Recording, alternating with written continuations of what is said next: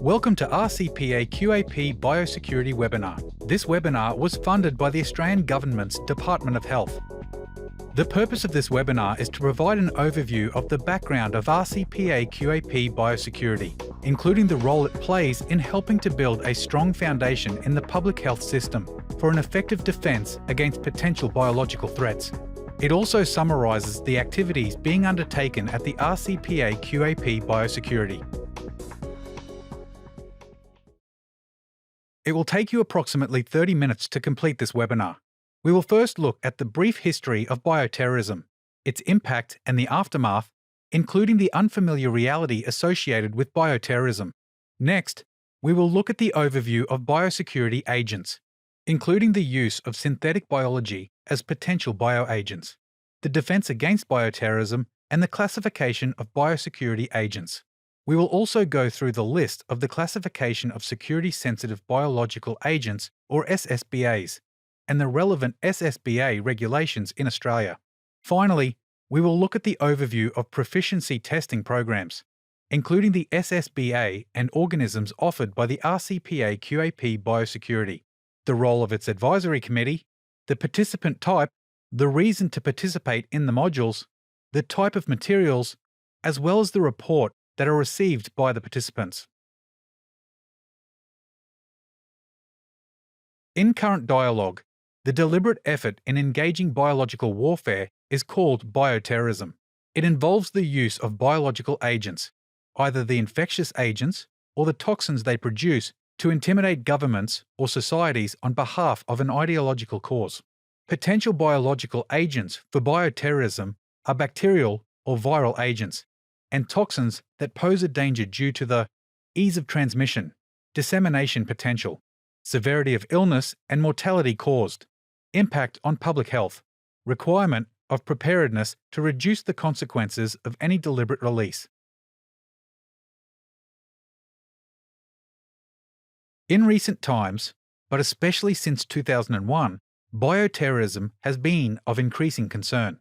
The Laboratory Response Network, or LRN, is markedly influenced by these following terrorism events. The series of attacks on September 11, 2001, or 9/11, include a series of coordinated terrorist attacks which were conducted in the US by the Islamic terrorist group Al-Qaeda. The attacks killed 2,996 people, injured over 6,000 others, and caused $10 billion in infrastructure and property damage. Additional people died of 9/11 related cancers and respiratory diseases in the years following.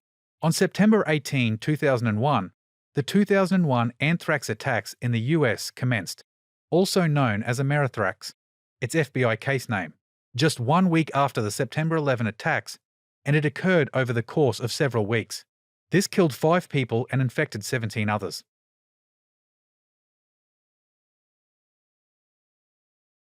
The events surrounding September 11, 2001, and its aftermath have compelled the public health and medical community to face the hitherto unfamiliar reality of bioterrorism. Prior to September 11, 2001, bioterrorism had been low on the medical agenda, due to the following reasons. This was because of a false sense of security, the feeling that defense against such an attack would be difficult and expensive, and the belief that the use of biological agents was morally repugnant and hence unthinkable. Concern surrounding bioterrorism has its roots in the relative stability, lethality, easy availability, and potential communicable nature of culprit agents, as well as their possible resistance to known antibiotics.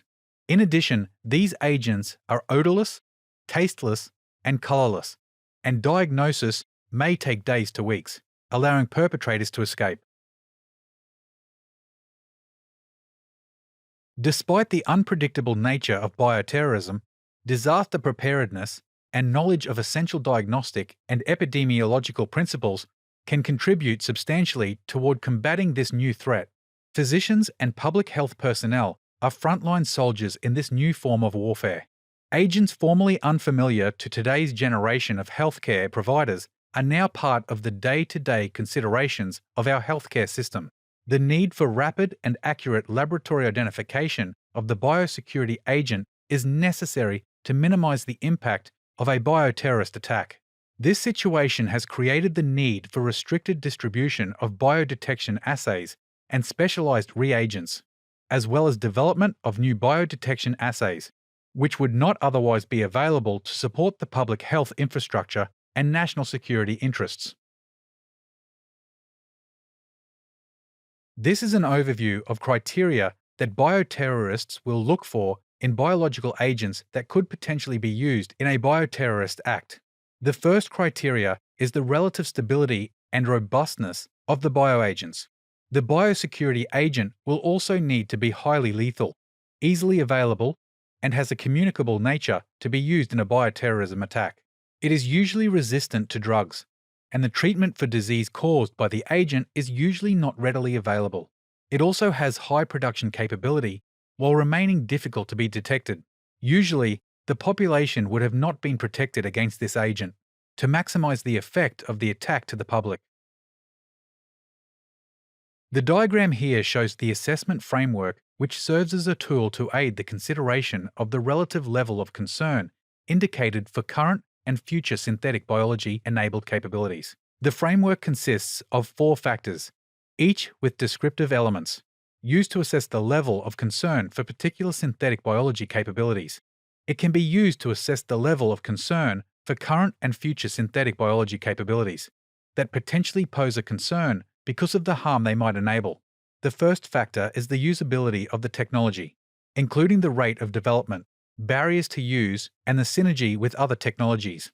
Next is the usability of the synthetic biology as a weapon, involving the production and delivery, scope of casualty, and predictability of results.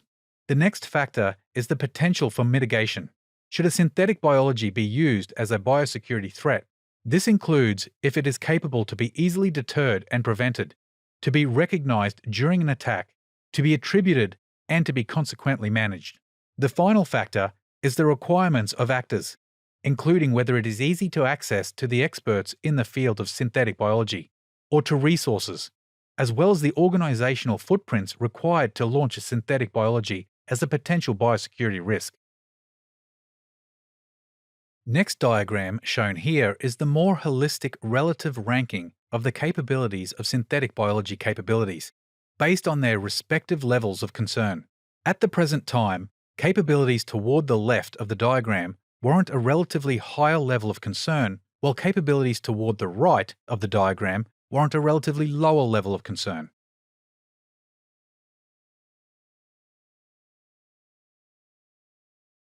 One of the keys to defense against bioterrorism is intelligence gathering to identify threatening groups and activities. Counter-acquisition strategies to deter nations and groups from developing or using biological weapons are another important step to protect against bioterrorism. Public health surveillance is an ongoing, systematic collection, analysis and interpretation of health-related data needed for the planning, implementation, and evaluation of public health practice. Surveillance system is undertaken to inform disease prevention and control measures on many levels, including the syndromic, laboratory, and environmental. It is to identify biological attacks promptly.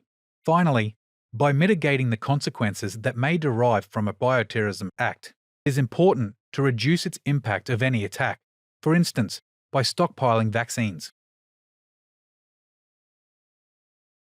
The diagram here shows the classification of biosecurity agents as recommended by the Centers for Disease Control and Prevention, or CDC, Strategic Planning Workgroup in the US, for their analysis of biological agents with potential for bioterrorism.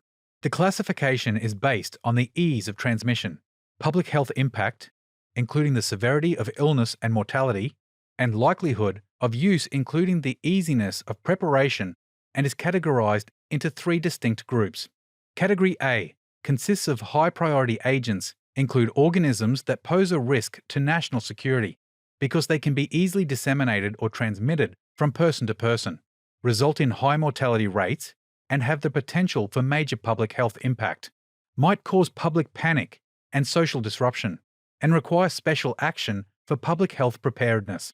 Category B consists of second highest priority agents, include those that are moderately easy to disseminate, result in moderate morbidity rates and low mortality rates, and require specific enhancements of CDC's diagnostic capacity and enhanced disease surveillance.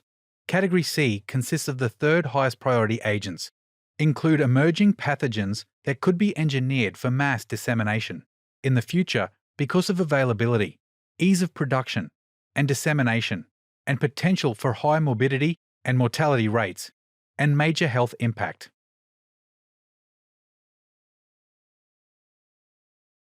In 2006, the Council of Australian Governments, or COAG, report on the regulation and control of biological agents identified that the regulations in place at the time focused on safety rather than security, and that there was a need to regulate the secure storage, possession, use, and transport of security-sensitive biological agents, or SSBA, to minimise the risk of use for terrorism or criminal purposes. The National Health Security Act was introduced in 2007 to provide for national health security and for related purposes. The National Health Security Regulations 2018 support the National Health Security Act 2007 by providing operational detail about the SSBA regulatory scheme. Both National Health Security Act 2007 and NHS Regulations 2018 can be found at the Commonwealth of Australia Law website. Part 3 of the National Health Security Act 2007 establishes the regulatory scheme for entities and facilities that handle suspected or known SSBAs. This includes secure handling, storage, disposal, and transport of known and suspected SSBA, and regulates access to organisms and toxins that can be used in acts of bioterrorism, biocrime, or biowarfare. On the 10th of November 2008, the Minister of Health in Australia established the list of SSBAs under Part 3 of the National Health Security Act 2007. The regulation of Tier 1 agents commenced on the 31st of January 2009, and the regulation of Tier 2 agents commenced on the 31st of January 2010. The list shown here was last amended in March 2016. Tier 1 agents are those that pose the highest security risk to Australia, while Tier 2 agents pose a high security risk. Following a consultation report, Salmonella typhi and Vibrio cholerae, which were previously on the list of SSBAs, were removed as these are deemed to no longer be a security concern to Australia. The agents on the list here only refer to infectious, viable, and pathogenic organisms or active toxins. Highly pathogenic influenza virus infecting humans on Tier 1 includes influenza viral strains that fulfill all the criteria listed below. Considered highly pathogenic in usual host animal, proven infection of humans, and involved in an outbreak of human disease. Examples of such viral strains include the 1918 pandemic influenza virus A and influenza virus A H5N1. Also, on Tier 1 of the list, botulinum toxin does not refer to a form approved for therapeutic use under the Therapeutic Goods Act 1989. For example, the forms of botulinum toxin approved for therapeutic use and known under their commercial names Botox or Dysport.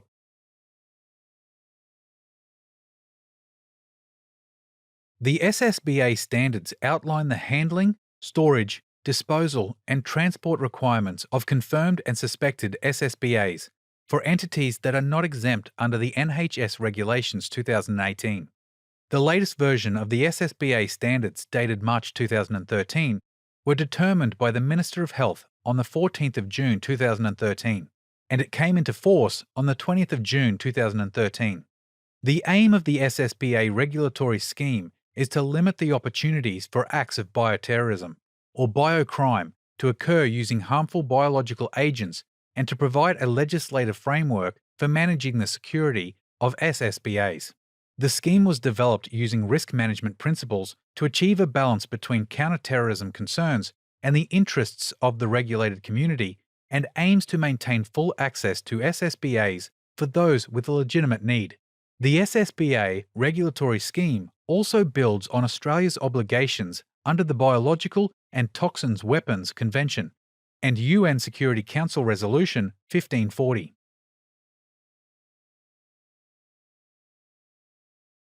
Launched in June 2009, RCPA QAP Biosecurity is funded by the Australian Government's Department of Health. It was initially founded to establish a proficiency testing program, or PTP, exclusively for the detection of Bacillus anthracis. In 2012, RCPA QAP Biosecurity's scope was extended to enhancing laboratory capacity and capability in Australia through offering of a PTP for biological agents of security concern, other potential agents, and emerging communicable disease threats. RCPA QAP Biosecurity works closely with the Department of Health and has close collaboration with the Public Health Laboratory Network, or PHLN, the Australian Counter Bioterrorism Laboratory Network, ABLN, and the World Health Organization, WHO. This includes information relating to number of laboratories participating in the modules, states or territories represented within the participant base, de-identified information regarding capacity and capability of laboratories to detect, identify, and analyze SSBA, issues or limitations laboratories may be having with regard to testing, performance of government-provided kits, development and adoption of new technologies. The biosecurity program has proven capability to research, develop, and produce quality assurance material that is relatively safe, realistic, and challenging, in order to ensure that laboratories are in a constant state of readiness with specialized capability and capacity to detect all biological threats. Whether it is a bioterrorism attack or a natural outbreak of a disease, we commit to producing a PTP within 3 months of a request from the Australian Government's Department of Health in a module named Public Health Laboratory Network, or PHLN, module. Here is the overview of PTP modules offered by the RCPA QAP Biosecurity. RCPA QAP Biosecurity offers a specimen module which consists of a panel of bacterial, toxin, and viral specimen modules. Biopreparedness module is a real-time exercise design based on a scenario, while virtual module is specimen-free using software platform consisting of macroscopic pictures. For example, specimen, agar plates or biochemical test results, as well as virtual microscopy slides. For example, gram stain, spore stain, capsule stain, and Giemsa stain. First developed in 2015, the e-learning module is an online module which provides educational material, and at the end of each module, participants will be assessed of their knowledge on the topic through a set of questionnaires. Catering to modern learner preferences, these online modules are made available throughout the year to allow the education of public and private laboratory personnel, and the Royal College of Pathologists, RCPA, microbiology registrars. Webinar is another platform that is used by the RCPA QAP Biosecurity to provide topic-focused information and is available live online. Most recently in 2018, RCPA QAP Biosecurity, in collaboration with the Communicable Diseases Genomic Network, CDGN, developed a pilot PTP for detection and analysis of bacterial isolates using whole genome sequencing. The program was established to assist laboratories with the introduction of a genomics workflow, which consists of wet lab and dry lab components. Bacterial specimens within the specimen module, which we have offered, consist of clinical or environmental analytes, attenuated strains, for example, Bacillus anthracis Pasteur or Stern strain, genetic material, inactivated bacterial, and surrogate organism.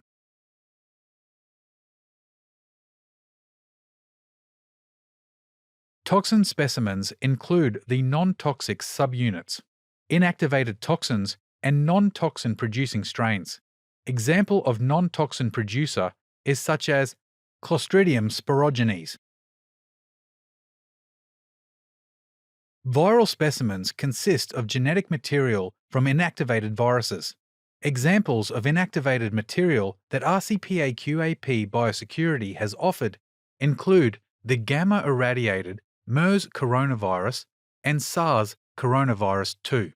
We have also designed and adapted in vitro RNA as simulated specimen in a PTP include those that have been used in H7N9, Ebola virus, and Marburg virus, PTPs. Finally, sera have also been used as a type of specimen, sent as part of the viral specimen module. In particular, those that have been used in rabies and the Australian bat lyssavirus surveys. This is the list of SSBA which has already been covered by RCPAQAP Biosecurity PT program. To date, we have offered 12 out of the 20 Tier 1 and Tier 2 SSBA, with plans to include more of the SSBAs in the future program. Other organisms that were offered by the RCPAQAP Biosecurity include Bacillus thuringiensis, which was included in surveys for Bacillus anthracis, Burkholderia pseudomallei, and Brucella species. Salmonella typhimurium was included in the WGS pilot PTP for Salmonella species. There is an extensive list of viruses which have been offered by the RCPAQAP Biosecurity in the past, usually in response to a disease outbreak. For example, in the PTP for the detection of Ebola virus, which was offered in April 2014, 4 months before the WHO declared the Ebola outbreak in West Africa a public health emergency of international concern by the WHO, and more recently during the COVID-19 pandemic in 2020, in the PTP offered for the detection of SARS coronavirus 2. We also have a special focus on viruses that is predominantly found in Australia, including Murray Valley encephalitis virus, Hendra virus, and Australian bat lyssavirus.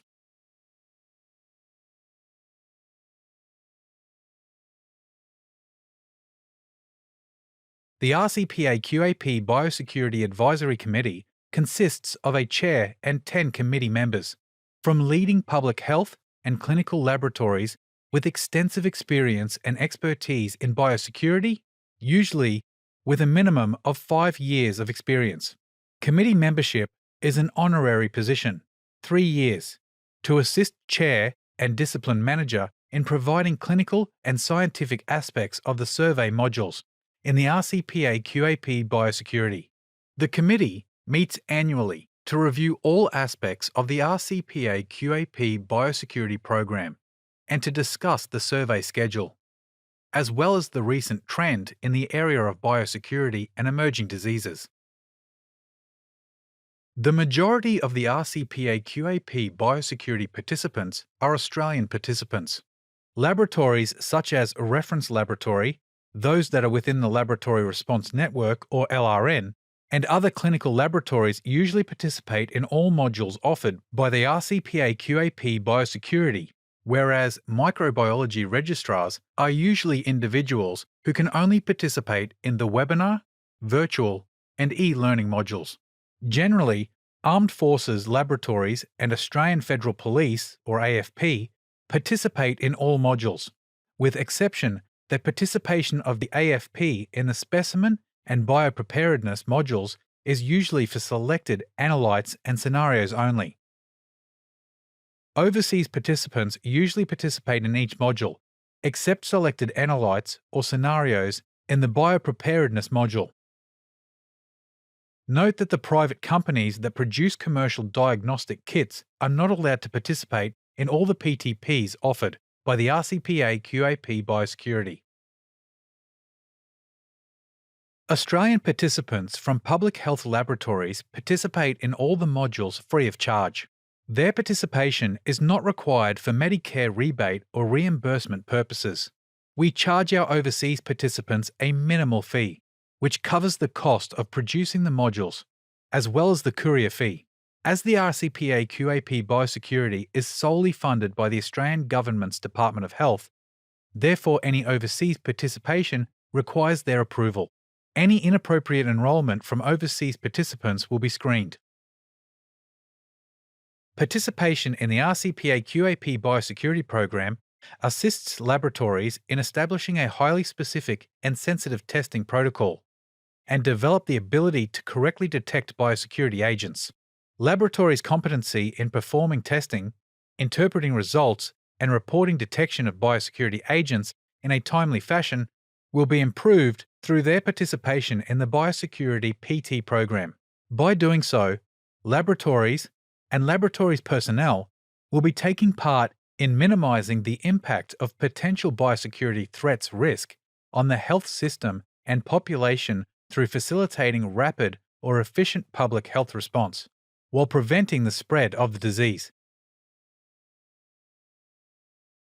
The RCPAQAP participants usually receive survey specimen, either the category B UN 3373 biological substances or category C exempt human specimen. It contains mixture of genetic material from relevant organisms in lyophilized format or simulated specimen, for example, bacterial or viral suspension, microbial cultures, and sera. Participants also receive a copy of the instruction sheet, which include the RCPAQAP statement for handling of survey specimen, storage and processing instructions, and background information of specimen and test requests. A copy of the results sheet will also be sent for participants to indicate specific tests performed, including the kit used, to report the results, sample identification, to indicate how they will notify if SSBA is identified, and to summarize their results, as well as to include any comments, suggestions, and additional tests performed. Both instruction sheet and result entry functionality are also available in the MyQAP portal for a number of selected RCPAQAP biosecurity survey modules, and all RCPAQAP participant contacts are able to access this via the MyQAP website.